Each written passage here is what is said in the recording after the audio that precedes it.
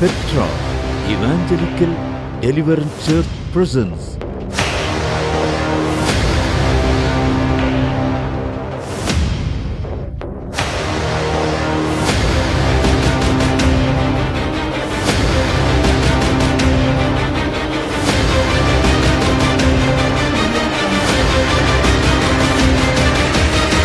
தீர்க்க தரிசன சத்தம், prophetic voice. தேவ மனுஷன் மோசஸ் மெல்கிசேதேக் தேவனால் வல்லமையாய் பயன்படுத்தப்பட்டு வருகிற தேவ ஊழியர். அப்போஸ்தலர் அழைப்பை பெற்ற இவர் கடந்த 11 ஆண்டுகளாக பெட்ரா சுவிசேஷ விடுதலை சபையின் ஸ்தாபகராகவும் மேய்ப்பராகவும் பணியாற்றிக் கொண்டு வருகிறார். இவருடைய தலைமைத்துவத்திற்கு கீழாக அநேக ஊழியர்கள் எழுப்பப்பட்டு இருக்கிறார்கள். அநேக திருச்சபைகளும் தேசமெங்கும் ஸ்தாபிக்கப்பட்டு இருக்கிறது. நூற்றுக்கணக்கான குடும்பங்கள் விசேஷித்த தேவனுடைய அபிஷேகத்தின் மூலமாய் பிசாசின் கட்டுகளில் இருந்தும் பொல்லாத ஆவியின் வல்லமைகளில் இருந்தும் விடுதலை ஆக்கப்பட்டு குடும்பங்கள் கட்டப்பட்டு வருகின்றது. அநேக புதிய ஆத்துமாக்களுக்கு தேவனுடைய சுகமளிக்கிற வல்லமையையும் விடுதலையின் வல்லமையையும் தீர்க்க தரிசன வல்லமையையும் வெளிப்படுத்தி அற்புத அடையாளங்களின் மூலமாக சுவிசேஷத்தை வல்லமையாக பிரசங்கித்து வருகிறார். விசேஷமாய் 5 வித ஊழியங்களில் தேவன் தேவ மனுஷன் மோசஸ் மெல்கிசேதேக்கை பயன்படுத்தி வருகிறார். சபையை ஸ்தாபிக்கின்ற ஒரு அப்போஸ்தலராகவும் சபையை மேய்க்கின்ற ஒரு மேய்ப்பராகவும் பெட்ரா வேதாகம கல்லூரியின் போதகராகவும் தேசங்களுக்கு ஒரு தீர்க்கதரிசியாகவும் மற்றும் சுவிசேஷகத்தை அறிவிக்கின்ற ஒரு சுவிசேஷகராகவும் உலகமெங்கும் பிரயாணம் செய்து கொண்டிருக்கிறார். தீர்க்க தரிசன சத்தம், prophetic voice. ராஜாவை நான் பார்த்தால் போதும், மகிமையில் அவரோடு நான் வாழ்ந்தால் போதும். இயேசு ராஜாவை நான் பார்த்தால் போதும், மகிமையில் அவரோடு நான் வாழ்ந்தால் போதும். நித்தியமா மோட்ச வீட்டில் சேர்ந்தால் போதும், நித்தியமா மோட்ச வீட்டில் சேர்ந்தால் போதும். அல்லேலூயா கூட்டத்தில் நான் மகிழ்ந்தால் போதும், அல்லேலூயா கூட்டத்தில் நான் மகிழ்ந்தால் போதும். இயேசு ராஜாவை நான் பார்த்தால் போதும், மகிமையில் அவரோடு நான் வாழ்ந்தால் போதும். இயேசு ராஜாவை நான் பார்த்தால் போதும், மகிமையில் அவரோடு நான் வாழ்ந்தால் போதும். இயேசுவின் இரத்தத்தாலே மீட்கப்பட்டு வசனமா வேலியாலே காக்கப்பட்டு, இயேசுவின் இரத்தத்தாலே மீட்கப்பட்டு வசனமா வேலியாலே காக்கப்பட்டு, கரை திரையற்ற பரிசுத்தரோடு, கரை திரையற்ற பரிசுத்தரோடு ஏழையாம் பொன் வீதியில் உலாவிடுவேன், ஏழையாம் பொன் வீதியில் உலாவிடுவேன். இயேசு ராஜாவை நான் பார்த்தால் போதும், மகிமையில் அவரோடு நான் வாழ்ந்தால் போதும். இயேசு ராஜாவை நான் பார்த்தால் போதும், மகிமையில் அவரோடு நான் வாழ்ந்தால் போதும். முட்கிரீடம் சூடப்பட்ட தலையை பார்ப்பேன், பொற்கிரீடம் சூட்டி நானும் புகழ்ந்திடுவேன். முட்கிரீடம் சூட்டப்பட்ட தலையை பார்த்தேன், பொற்கிரீடம் சூட்டி நானும் புகழ்ந்திடுவேன். பாரினால் ஆடிப்பட்ட முதுகை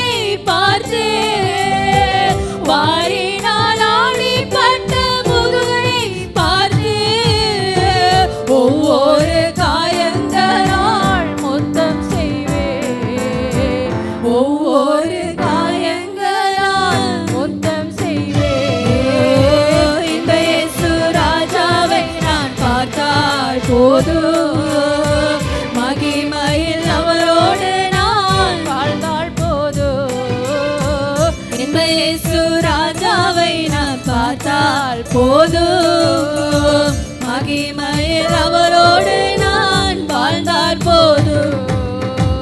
என் உள்ளம் நன்றியால் நிறைந்திடுதே, எந்தானின் பாக்கிய வீட்டை நினைக்கையிலே.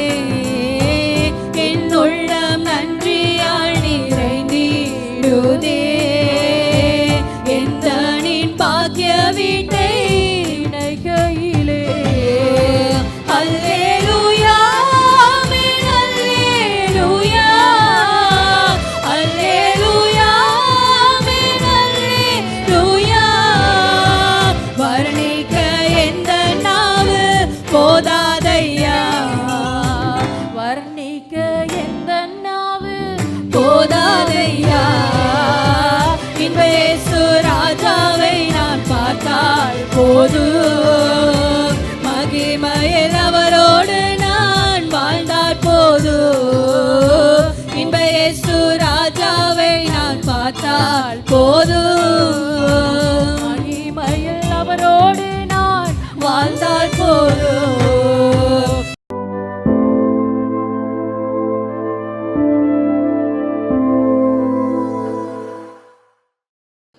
நடு ராத்திரியிலே வருவார் என்றதை நடுராத்திரியின் வருகை என்றும், அறுவடை என்ற வார்த்தை வெளிப்படுத்தின விசேஷத்திலே தம்முடைய உபத்திரவகால இரத்த சாட்சிகளை சேர்க்க வருகிறதை அறுவடை என்றும் நாம் அதற்கு பேர் வைத்தோம். மூன்றாவது பகிரங்க வருகை.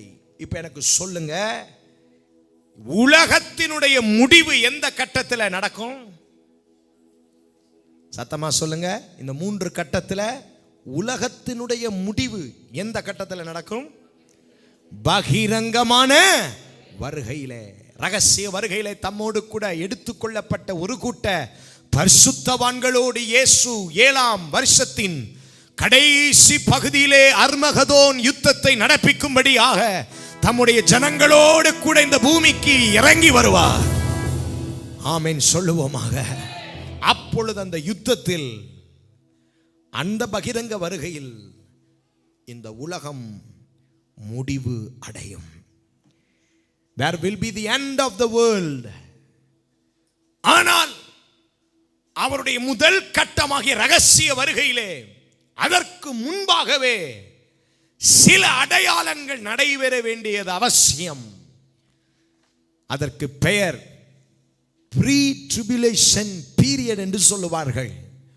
உபத்திரவ காலம் தொடங்குகிறதற்கு முன்பதாகவே இந்த கடைசி காலமாகிய ரகசிய வருகை சம்பவிக்கிறதற்குள்ளாக இந்த பூமியில நடக்க வேண்டிய சில அடையாளங்கள் இருக்கிறது. அந்த அடையாளங்களையும் உலகத்தினுடைய முடிவுக்கான அடையாளங்களையும், இந்த ரெண்டையும் இயேசு மத்தேயு 24 எழுதிக்கொண்டே சொல்லிக்கொண்டே வருகிறார். விளங்கிக் கொண்டவர்கள் ஒரு ஆமீன் சொல்லுங்கள் பார்க்கலாம். இப்போது அவருடைய வருகைக்கான அடையாளங்களிலே மிக முக்கியமான ஒரு அடையாளத்தை இன்னைக்கு தியானிக்க ஆரம்பிக்க போகிறோம். We are going to begin with the first, அல்லது one of the sign, அடையாளங்களில் ஒரு அடையாளங்களை நாம் இந்த நாளிலே வேத வசனத்தின் வெளிச்சத்திலே தியானிக்க போகிறோம். சமயம் வாய்க்கும்படி கர்த்தர் நம்மோடு இடைப்படுவாராக. மத்தேயு 24:32 வாசிக்க கேட்கலாம். அத்திமரத்தினால் ஒரு உவமையை கற்றுக்கொள்ளுங்கள். ஒரு உவமையை கற்றுக்கொள்ளுங்கள். அதிலே இளங்களை தோன்றி துளிர் விடும் பொழுது வசந்த காலம் சமீபமாயிற்று என்று அறிவீர்கள். அப்படியே இவைகளை எல்லாம் நீங்கள் காணும் பொழுது அவர் சமீபமாய் வாசலருகே வந்திருக்கிறார் என்று அறியுங்கள். அவர் சமீபமாய் வாசலருகே வந்திருக்கிறார் என்று அறியுங்கள். ரகசிய வருகையில எடுத்துக்கொள்ள அவர் வாசலருகே வந்து விட்டார் என்பதை அறிவீர்கள். ஒரு ஓமையை வைத்து தம்முடைய சீஷர்களுக்கு அடையாளத்தை தேவன் பேசுகிறார். நல்லா கவனிங்க. இதிலும் ஒரு சில விளக்கத்தை உங்களுக்கு தர விரும்புகிறேன். நீங்கள் ஆங்கில வேதத்தையும் தமிழ் வேதத்தையும் மூல பாஷையாகிய கிரேக்க பாஷை, புதிய ஏற்பாட்டு புஸ்தகம் முழுவதும் கிரேக்க பாஷையில் எழுதப்பட்ட புத்தகம். இந்த கிரேக்க பாஷையிலும் 3 மொழிகளிலும் வாசிக்கும் போது சரியானது எது என்பதை எப்படி விளங்கிக் கொள்ள முடியும்? மூல பாஷையிலிருந்து ஆங்கில வேதத்தில் டிரான்ஸ்லேஷன் பண்ணும்போது கரெக்டா டிரான்ஸ்லேஷன் பண்ணிட்டாங்க. ஆனா தமிழுக்கு டிரான்ஸ்லேஷன் பண்ணும் பொழுது ஒரு சில திருத்தம் ஏற்பட்டு விட்டது. கவனிங்கள். அந்த வசனத்தினுடைய காலத்தை குறித்து, வாசலருகே இயேசு வரும் அந்த காலத்தை குறித்து வசந்த காலம் என்று எழுதப்பட்டிருக்கிறது. என்ன காலம் என்று எழுதப்பட்டிருக்கிறது? தமிழ் பைபிள் என்ன காலம்? ஆனா ஆங்கிலத்தில் அது என்ன காலம்? You know that summer is nigh. அது ஒரு சம்மர் காலம் என்பதை வாசிக்கிறோம். சம்மர் காலம் என்று சொன்னால் கோடை காலம். தமிழ்ல என்ன காலங்க? கோடை காலம். ஏன் பாஸ்டர் இந்த காலங்கள் எல்லாம் மிகவும் முக்கியம்? ஒரு அத்தி மரத்திற்கு 5 காலங்கள் இருப்பதாக விஞ்ஞானிகள் சொல்லுகிறார்கள். There are 5 seasons for a fig tree to grow. ஒரு அத்தி மரம் வளருவதற்கும் கனி கொடுக்கிறதற்கும் அது 5 காலங்களை கடக்க வேண்டுமாம். அந்த 5 காலங்களும் ஒவ்வொரு ஆவிக்குரிய அர்த்தங்களை நமக்கு வெளிப்படுத்துகின்றன. அதிலே கோடை காலம் வரும் பொழுது ஆண்டவராகிய இயேசு வருகிறதற்கு அவர் எந்த இடத்துல வந்து நிற்கிறாராம்? வாசல் அருகே வந்து விட்டார் என்பதை அறிவீர்கள். இதுவரைக்கும் விளங்குனா ஒரு ஆமேன் சொல்லிருங்க பார்க்கலாம். Very good. இப்ப அந்த 5 காலங்கள் என்ன என்றதை முதலாவது படிக்கலாம். நம்பர் 1, இலை உதிர் காலம், லீவ் ஷேடிங் சீசன். கவனியுங்கள், ஆங்கிலம் படித்தவர்களுக்கு இது பிரயோஜனமாய் இருக்கும். லீவ் ஷேடிங் பீரியட் அல்லது லீவ் ஷேடிங் சீசன். இலைகள் எல்லாம் உதிர்ந்து போகும் ஒரு காலம் உண்டு. 2வது ஒரு காலம் உண்டு. எல்லாரும் சொல்லுங்கள், குளிர்காலம். குளிர்காலம், வின்டர் சீசன். 3வதாக ஒரு காலம் இருக்கிறது. அதற்கு பேர் தான் வசந்த காலம். 3வதுக்கு என்ன காலத்திற்கு பெயர்? வசந்த காலம். 4வது என்ன காலம்? கோடை காலம். The 4th season will be the summer season. 5வதான ஒரு காலம் ஒன்று இருக்கிறது. கனி முதிர்ச்சியின் காலம் என்று சொல்லப்படுகிறது. அதற்கு ஆங்கிலத்திலே லேட் சம்மர் என்று எழுதப்பட்டிருக்கிறது. Late summer. இப்ப இந்த 5 காலத்துல ஆண்டவராகிய இயேசு வாசல் அருகே வந்து விட்டார் என்பதை எந்த காலத்துல நம்ம தெரிஞ்சுக்கலாம்னு சொல்றாரு? எல்லாரும் சொல்லுங்கள், அத்தி மரத்தினுடைய எந்த காலத்திலே இயேசு வாசல் அருகே வந்துட்டார்னு தெரிஞ்சுக்கலாம்? என்ன காலம்? ஆங்கிலத்தில் அதற்கு பேர் என்ன? Summer season. இப்ப கோடை காலத்தில் என் ஆண்டவர் இயேசு வருவார் என்று இயேசு ஓமைகளாய் பேசிட்டார். ஆமென். இப்ப இந்த கோடை காலத்துல அவர் வருவார் அப்படின்னா, இலை உதிர் காலம் என்றால் என்ன? குளிர்காலம்னா என்ன? வசந்த காலம்னா என்ன? கோடை காலம் என்றால் என்ன? கனி முதிர்ச்சியின் காலங்கள் என்றால் என்னன்னு ஆவிக்குரிய வண்ணமாக வேதத்தில் நம்ம சில ஆராய்ச்சிகளை பண்ணாதான் ஆண்டவர் இயேசு ரகசிய வருகையிலே மாரநாதா அவர் வருகிறார் என்பதை, எவ்வளவு சமீபமாய் இருக்கிறார் என்பதை, எவ்வளவு பக்கத்தில் வந்துட்டார் என்பதை நாம் கர்த்தருடைய பிள்ளைகள் விளங்கிக் கொள்ள முடியும். இன்னைக்கு இலை உதிர் காலத்தை கொஞ்சம் மெல்ல ஆரம்பிச்சு விடுறேன். நீங்க எல்லாரும் தேவ சமூகத்தில் தியானிக்க தொடங்குங்க. தொடர்ந்து வருகிற வாரங்களில் அந்த 5 காலத்தையும் கர்த்தர் நமக்கு விளக்கமாய் பேசட்டும். ராஜா வருகிறார், மாரநாதா ஆயத்தமாவோ. அல்லேலூயா சொல்லுங்கள். If we are so focused on the coming of the Lord, நானும் நீங்களும் அவருடைய வருகைக்கு ரொம்ப ஆயத்தமாகி ஆவலாகி ப்ரிப்பேர் ஆகிட்டு இருக்கிறோம் அப்படின்னா, we don't bother of silly things. பக்கத்தில் தட்டி சொல்லுங்க, அற்பமான காரியத்து மேல கண்டுக்கவே மாட்டேன் நான். சொல்லுங்க, இட்ஸ் ஆல் silly things லா. உங்களுக்கு ஒருத்தன் துரோகம் பண்ணிட்டான் அப்படின்னா அது என்ன அர்த்தம்? நல்லா கவனிங்க. Let us focus on the eternal thing. நித்தியமான காரியத்தின் மேல் நம்முடைய கண்களை திருப்பிடுவோம். இந்த உலகம் எல்லாம் மாயை. நத்திங். எல்லாரும் பக்கத்தில் தட்டி சொல்லுங்க, இதெல்லாம் ஒரு நாள் அழிஞ்சு போகுது. உங்ககிட்ட இப்போ சண்டை போட்டுக்கிட்டு இருக்கானே, அவன் கூட ஒரு நாள் அழிஞ்சு போயிடுவான். நீங்கள் அவனை பற்றி ரொம்ப கேர் பண்ண வேண்டாம். உன் ராஜா வருகிறார். அதுதான் இப்போ நமக்கு முக்கியம். பக்கத்தில் தட்டி சொல்லுங்க, இதான் இப்போ இம்பார்ட்டன்ட். பாஸ்டர், என் சாவியை ஒருத்தர் திருட்டா பாஸ்டர். பிரச்சனை இல்லை. பாஸ்டர், என் வீட்டை ஒருத்தர் திருட்டான் பாஸ்டர்.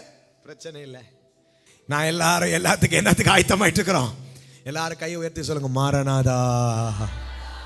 பக்கத்தில் தட்டி சொல்லுங்க, யாராவது உனக்கு ஏதாவது பண்ணிட்டா 3 முறை அவங்கள பார்த்து சொல்லு, மாரநாதா மாரநாதா மாரநாதா. அப்படின்னு அர்த்தம் என்ன? நியாய தீர்ப்பு வருதே, அன்னைக்கு உன்னை பார்த்துக்குவார் கடவுளை. மாட்டு நாய்ங்க ஒருத்தரும் தப்ப முடியாது. மோசே கண்ணுக்கு தப்பலாம், என் ஆண்டவர் இயேசு கண்ணுக்கு ஒருவனும் தப்ப முடியாது. என் அப்பன் இயேசு வருகிறார். ஒவ்வொரு வார்த்தைக்கும், ஒவ்வொரு செவிகளுக்கும், ஒவ்வொரு கிரியைகளுக்கும் அவனுக்கு அளிக்கும் பலன் அவரோடே வருகிறது. நானும் நீங்களும் திசை திரும்பி மாரநாதா. நான் என்ன எவ்வளவு குறைவா இருக்கிறேன், என்ன திருத்திக்கிறேன். நான் இன்னும் எவ்வளவு சரியில்லை, நான் என்ன திருத்திக்கிறேன். நான் இன்னும் எவ்வளவு மாறணும். I am going to concentrate on my self. நான் இன்னும் எவ்வளவு பரிசுத்தமா ஜீவிக்கணும், அதை நான் யோசிக்க போறேன். நான் இன்னும் எவ்வளவு அதிகமா வேதத்தை வாசிக்கணும், அதை வாசிக்க போறேன். இன்னும் எவ்வளவு அதிகமா நீதியா வாழணும், நான் வாழ போறேன். இன்னும் எவ்வளவுக்கு சத்தியத்தை அறிந்து கொள்ளணும். I am going to different direction. நான் என் வழியை திருப்பி மாரநாதா என்று சொல்ல போகிறேன். அனாத்தமாவை ஆக போகிறவர்களை குறித்து எனக்கு கவலை இல்லை. பக்கத்தில் திட்டி சொல்லுங்க, I am so matured. ஒரு நாள் மிரியாமும் ஆரோனும் ஃப்ரீ டைம் கிடைச்சிச்சு. என்ன டைம் கிடைச்சிச்சு? Tea time. நம்ம ஆளு மோசே என்ன பண்ணிட்டாரு, ரொம்ப தூரமாக போயிருக்கிறாரு, ரொம்ப பெரிய வேலையாக போயிருக்கிறாரு. மோசே இல்லாத டைம்ல இவங்க 2 பேத்துக்கும் சிட்ட டைம்ல. இப்போ உங்களுக்கு ஒருத்தரை பிடிக்கல அப்படின்னா நீங்கள் அவங்க கிட்ட போய் நேராக பேசுவீங்களா? ஏன்னா அதில் நம்ம டிகிரி வாங்கியிருக்கோம். என்ன வாங்கியிருக்கான்? டிகிரி. ஒருத்தர் நமக்கு பிடிக்கலன்னா சிட்சாட் பண்ணும்போது யாராவது பக்கத்தில் இருந்தாங்கன்னா மன குமுறல், மன வேதனையெல்லாம் யார்கிட்ட சொல்லிடுவான்? நம்ம கூட டீ சாப்பிட்றவங்க கூட சொல்லிடுவான். அப்படி நம்ம மோசையை குறித்து கொஞ்சம் டிஸ்டர்பன்ஸ் யாருக்கு? ஆரோனுக்கும் சொந்த அக்கா மீரியாமுக்கு பிரச்சனை. யார்கிட்ட தான் சொல்றது? இந்த பக்கத்து பார்த்தா இஸ்ரவேலர்கள். இப்போ இஸ்ரவேலர்கிட்ட போய் பேச முடியுமா? அவன் ஏற்கனவே மண்டை குழம்பி கிடக்கிறான். இப்போ ஆரோனும் மீரியாமும் என்ன யோசிக்கிறாங்க? நான் மோசேக்கு அடுத்த ஸ்தானத்தில் இருக்கேன். என்ன ஸ்தானம்? மீரியாம் யாரு? மோசேக்கு சொந்த ரத்தம்.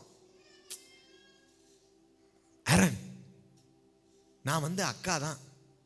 நான் மோசையை பற்றி வேற யார்கிட்ட பேசுறதுக்கு எனக்கு விருப்பம் இல்லை. நீ மோசைக்கு அடுத்த ஸ்தானத்தில் இருக்கிறனால நான் உன்கிட்டே கொட்டிடுறேன். உடனே யாரணும், ஆமாக்கா எனக்கும் நிறைய பிரச்சனை, மனவேதனை, மன குமுறல் இருக்கு, நான் என்ன பண்றதுன்னு தெரியல. இஸ்ரவேலட்டெல்லாம் போக முடியாது, அவங்களாம் ரொம்ப விசுவாசிகள். நீ அவங்களுடைய சொந்த அக்காங்கிறதுனால நான் வாங்கிட்டே ஷேர் பண்ணிக்கிறேன். 2 பேரும் என்ன பண்ணிட்டாங்க, ஷேர் பண்ணிக்கிட்டாங்க. இப்ப ஷேர் பண்ண விஷயம் யாருக்கு தெரியாது? நம்ம மோசே சேவனேன்னு உட்காந்து மேலே சீனாய் மலையில, கர்த்தாவே என் ஜனங்களுக்கு நியாயப்பிரமாணத்தை தாரும், ஓ ராபா ஹபா ஹபா, ஓ கொலோரி கொலோரி கொலோரின்னு இருக்கிறாரு. நம்ம ஆளுக்கு ஒன்றும் தெரியல. ஆனால் அந்த ஆளை பற்றி இங்கே என்ன ஓடிட்டு இருக்க, ஒரு புது வார்த்தை சொல்லித்தரேன், கற்றுக்குங்க. கொசலம் ஓடிக்கிட்டு இருக்கு. என்ன ஓடிட்டு இருக்கு? கொசலம். எல்லாம் பக்கத்தை தட்டி சொல்லுங்க, கொசலம் ஓடிட்டு இருக்கு. கொசலம் ஓடிட்டு இருக்கு. நம்ம ஆளு தெரியாம என்ன இருக்கிறாரு இப்ப? குளோரி, ஏ சபிக்கப்பட்ட பொல்லாத ஆவியே வெளியே வா. மோசேக்கு தெரிஞ்சதெல்லாம் பெண்ணா, ஏ சர்ப்பமே, ஏ சூனிய கட்டே வெளியே வந்துரு, ஏ நியாயப்பிரமாணமே, ஏ கர்த்தருடைய கட்டளை இது சொல்லுது. இவர் பாட்டுக்கு ஒரு வேலையை பண்ணிட்டு இருக்காரு. ஆண்டவர் மேல இருந்து இதெல்லாம் பார்த்து புட்டு நம்ம 2 பேரையுமே ஒரு ஆபீஸ் ரூமுக்கு கொஞ்ச நேரம் வாங்கன்னு கூப்பிடுறாரு. யாரு?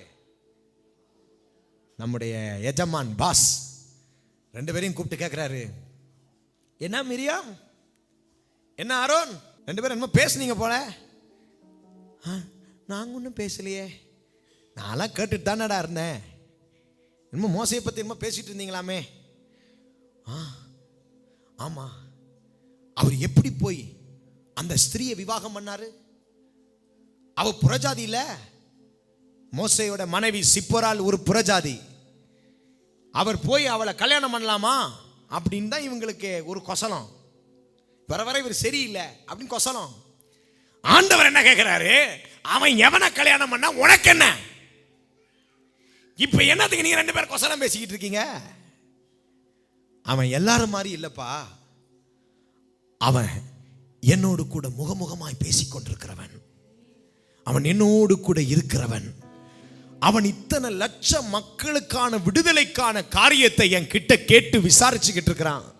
உலகத்தை மறந்து ஜனங்களை மறந்து 40 நாள் சீனாய் மலையில என்னோடு முகமுகமா பேசிக்கிட்டு இருக்கிறான்.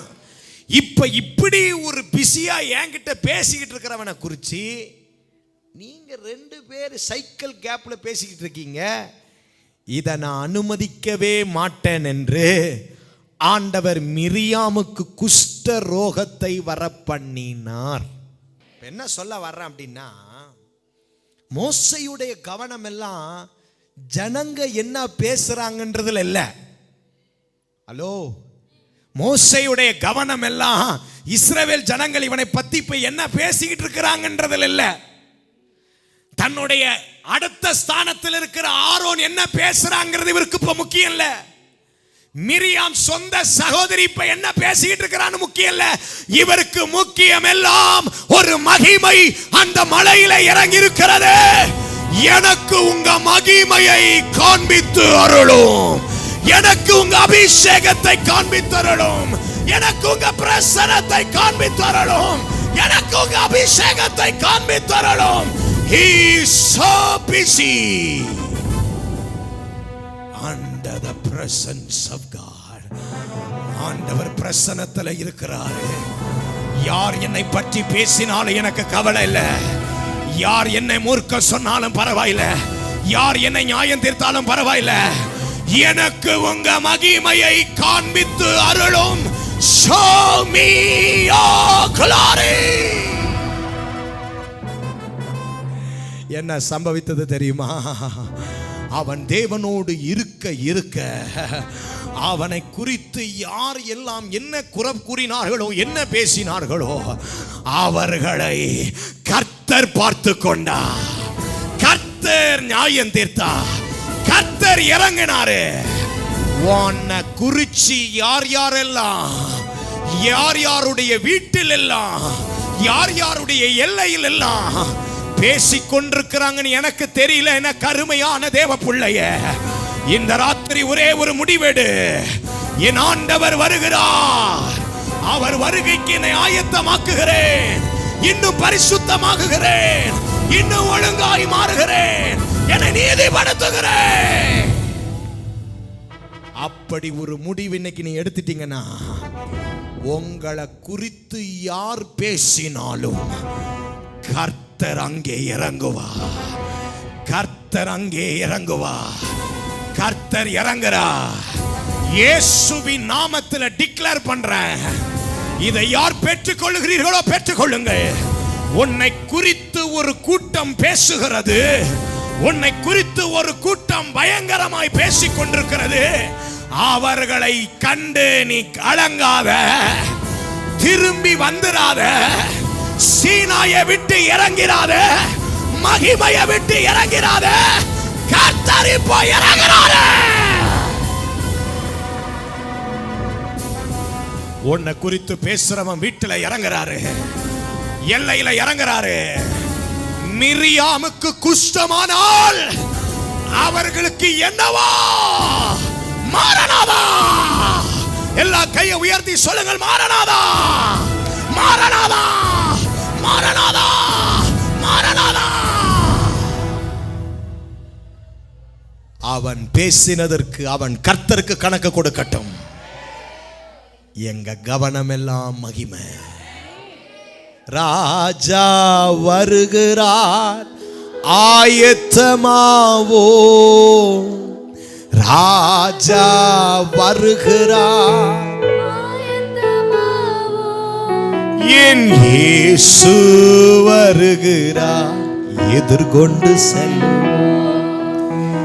இயேசு வருகிறார், எதிர்கொண்டு செல்லுவோம். ஆமென் சொல்லுங்கள் பார்க்கலாம். பக்கத்து தட்டி சொல்லுங்க, டோன்ட் கேர்லா. உன் ஸ்டேட்டஸ் எங்க இருக்கு? நீ மகிமையில் இருக்கிற, நீ பைபிள்ல இருக்கிற, நீ ஜபத்தில் இருக்கிற, நீ ஆத்தும ஆதாயத்தில் இருக்க, நீதி செய்யறது எப்படின்னு கத்துக்கிட்டு இருக்கிற, பரிசுத்தமா வாழ்வது எப்படின்னு ஆண்டவர்ட்ட வாஞ்சையா இருக்கிற. Mind your own business. அதை பார்த்து முன்னேறி போ. இவன் சொல்றதுனால ஆண்டவர் உன்னை அநாத்தமான்னு சொல்லி கைவிட போறதும் இல்ல, இவன் சாட்சி கொடுக்கிறதுனால உன்னை ஆண்டவர் மாரநாதான்னு உள்ள கூப்பிட்டுக்கு போறதும் இல்ல. They are none of your business. Leave them alone. Walk towards the holiness. உங்கள் ஜாய் டிவியில் திங்கள் முதல் வெள்ளிக்கிழமை வரையிலும் தினமும் இரவு 9 மணி முதல் 9:30 மணி வரையிலும் தீர்க்க தரிசன சத்தம் என்ற நிகழ்ச்சியை காணத் தவறாதீர்கள். உங்கள் ஜெப தேவைகளுக்கும் மேலும் ஆலோசனைகளுக்கும் தொடர்பு கொள்ள வேண்டிய முகவரி: pastor R Philip, Petra evangelical deliverance church, Anbu Nagar, வஞ்சியாபுரம் பிரிவு, பொள்ளாச்சி, கோயம்புத்தூர் 642006. செல்போன் நம்பர் 9600457569 மற்றும் பாஸ்டர் டேவிட் செல்வம், பெட்ரா இவாஞ்சலிக்கல் டெலிவரன்ஸ் சர்ச், எண் 11, உஜ்ஜால் சிங் தெரு, ராமகிருஷ்ணாபுரம், ஈஸ்ட் தாம்பரம், சென்னை 59. தொடர்பு கொள்ள 8939676077. Our address: Petra Evangelical Deliverance Church, number 6, Jalan, PTP 1/1, Taman, Perindustrian, Tasik, Perdana 47120, Puchon. For prayers 601163921522.